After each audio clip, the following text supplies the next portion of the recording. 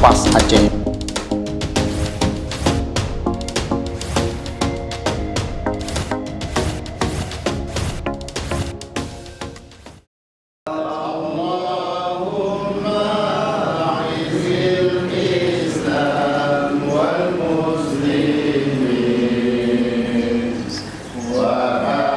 Syederam Tua, Kantor Majlis Pimpinan Wilayah MPW Partai Adil Sejahtera Aceh PAS Aceh gepersejuk le Tengku Haji Umar Afsanjani, Pimpinan Dayah Mini Kota Bandar Aceh. Kantor MPW PAS Kota Bandar Aceh ngan gepersejuk le Wakil Ketua MPP Tan Fiziah PAS Aceh ngan na bak jalan Sisinga Mangaraja Darot Lampulo Kota Bandar Aceh. Le persejuk kantor pengurus MPP, MPW ngon MPC PAS Aceh gepegat silaturahmi serta rapat pesabi barih atau konsolidasi pelengkap syarat verifikasi faktual KIP. Ketua Umum Tan Fiziah MPP PAS Aceh Tengku Haji Bulkhaini nelake ban Bandung pengurus PAS Aceh gekerja ngon ikhlas hati serta genit ibadah mangat mendeme pahala sawo menyo nemita peng kapastihana bak partainya. Jadi lahir pasnya inisiatif, ide-ide cerdas, pemikiran-pemikiran yang cerdas daripada ulama-ulama suku Aceh dipubur. Yo buat untuk pedang agama, ibqaiddin, bekekal agama Aceh lewat jalur politik. Yo buat bekekal agama, buat menyuai lebih. Ya harus tak tanya.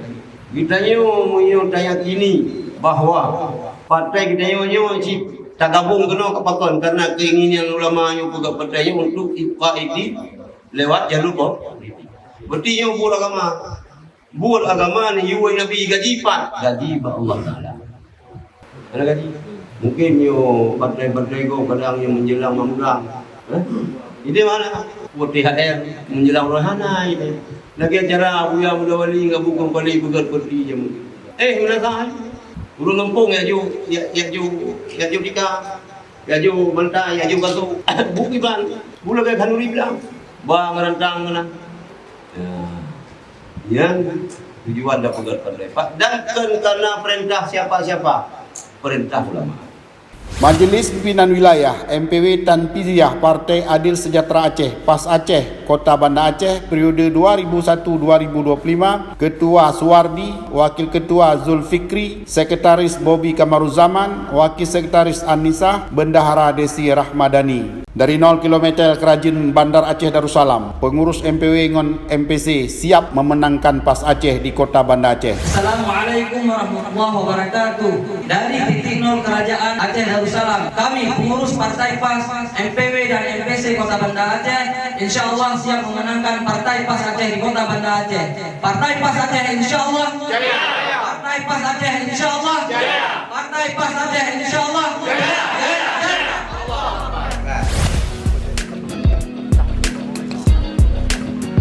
Gebetel Hamdan Budiman Rot Gampung Pandi, Kutaraja, Kota Bandar Aceh.